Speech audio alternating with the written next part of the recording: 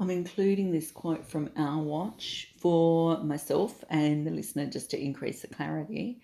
Um, uh, what is violence against women? Violence against women is any act of gender based violence that causes or could cause physical, sexual, or psychological harm or suffering to women, including threats of harm or coercion in public or in private life. So that's from the UN Declaration. So in my Mcisi time, there's been at least one nagging theme, and that is our inability as a community to have uncomfortable conversations.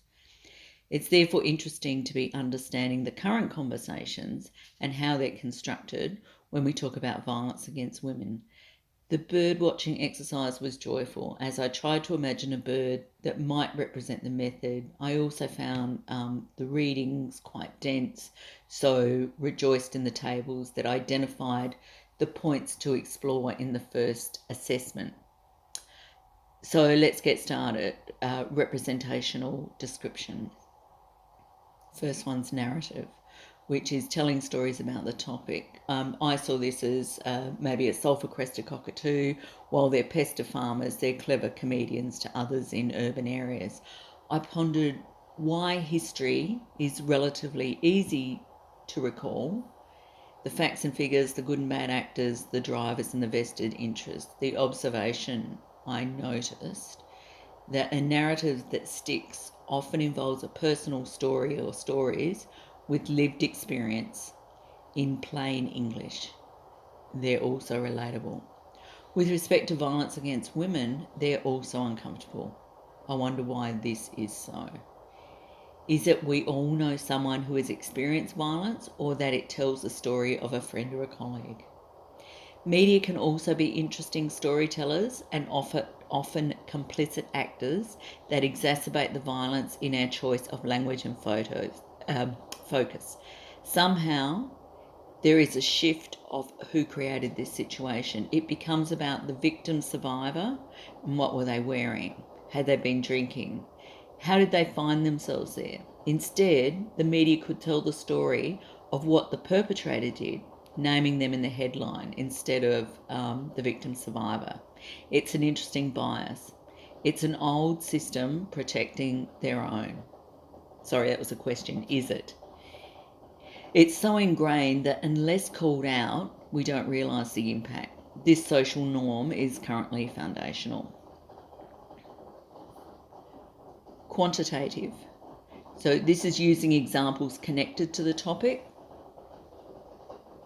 And I've chosen the bird as the noisy miner, just noting we often count the squeaky wheel. The observation.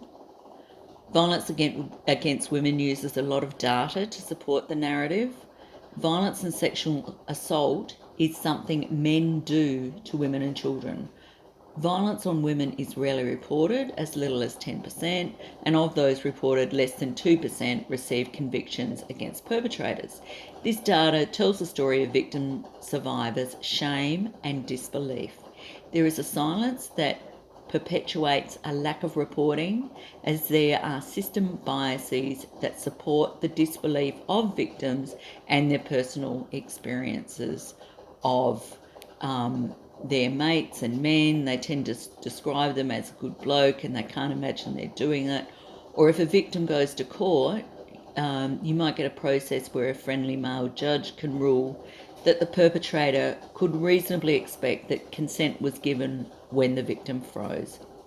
The judge also said that a conviction would be life-changing for the perpetrator, who had their whole life ahead of them, totally dismissing the immediate and ongoing impact on the victim survivor. Now let's look at logic, where we're exploring logical connections between key elements. And the bird I came up with here is actually a platypus. And with the question, is it a bird, thinking back to when specimens were taken back to the UK in the 1700s. My observation is a person and a sexual assault are intersectional. There are multiple interconnections throughout their lives, For example, health, so their physical and mental health might be impacted by trauma. Justice may be sought through a legal system, creating more trauma. Work and family impacts may result, and an all-consuming effect caused by the retelling of the sexual assault over and over, to each sector trying to help the person move on or to seek justice. Logic reinforces that people do not report sexual assaults knowing the downsides and instead try to get on with family, work, finance, and shelter issues. Women are more likely to be victims and men more likely to be perpetrators. 90% of all violence is perpetrated by men, men on children, and men on women. Existential. This is exploring the deeper meaning within a situation, and it made me think of the dodo, just pondering an extinct or a threatened bird. My observation is the truth is difficult when there are two people who experience a sexual assault from very different perspectives, and therefore both have very different recollections of the truth. One may have exercised their power or thought there was consent. The other was saying no with language or their body without success. The assault and truth is at the same time, and there's another truth afterwards with the impacts unfurl for the victim, and some may call that trauma. Rhetorical persuasion and sexual assault. This is the effect to cause.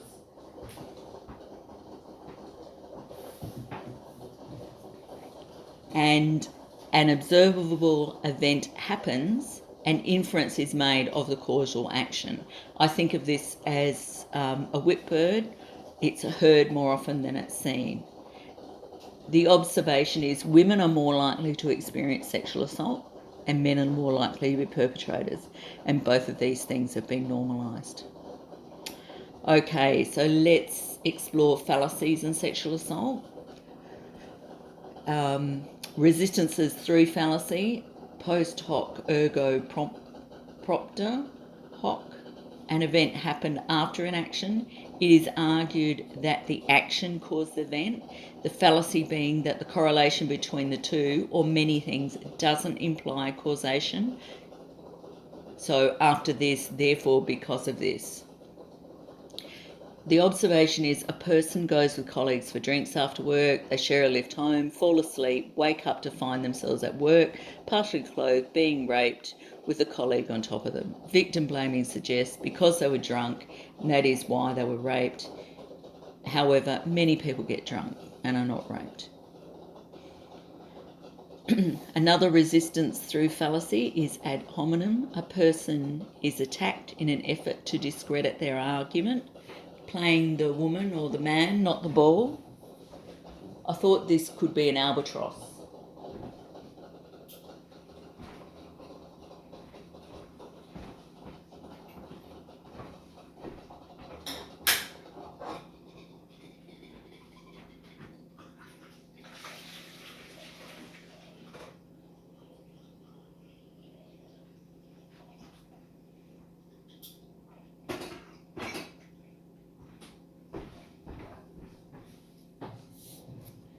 My observation is in a court setting, a victim is questioned about detail of the assault to discredit their recollection or reinforce that they were drunk, may have made it up. The barrister appears to have empathy for, quote, a silly little girl. This just reinforces that language matters, and this may sow seeds of doubt for those who hear the barrister's claims. Ad populum, this is arguing that because something is popular, it's valid. You know, you're on the bandwagon. I thought about an emu in this case. The observation is pornography may be giving men and boys a false idea of what women and girls experience while having sex, shifting responsibility from male behaviours who suggest that they do it in the porn, so it must be okay, to the platform that hosts the porn. While the use of the Tinder app is creating connections between people, it can also be used for the sexual assault of women. Male perpetrators simply delete their Tinder accounts and disappear, and women lose access to seek justice with no real name or account to validate their experience. Similarly, this concept called sextortion is increasing with scams and acts that connect people looking for a date, where they exchange nude or partially nude images. Things quickly deteriorate to blackmail with threats that images will be shared if they don't pay up. In summary, knowledge is power. I now can start to unpick what is being said and how it relates to persuasion or fallacy. I've also had this in mind when listening to recent speeches. Importantly, it can also be used to create advantage when we're changing minds. It's a bit like an invisibility cloak. Thanks for your time.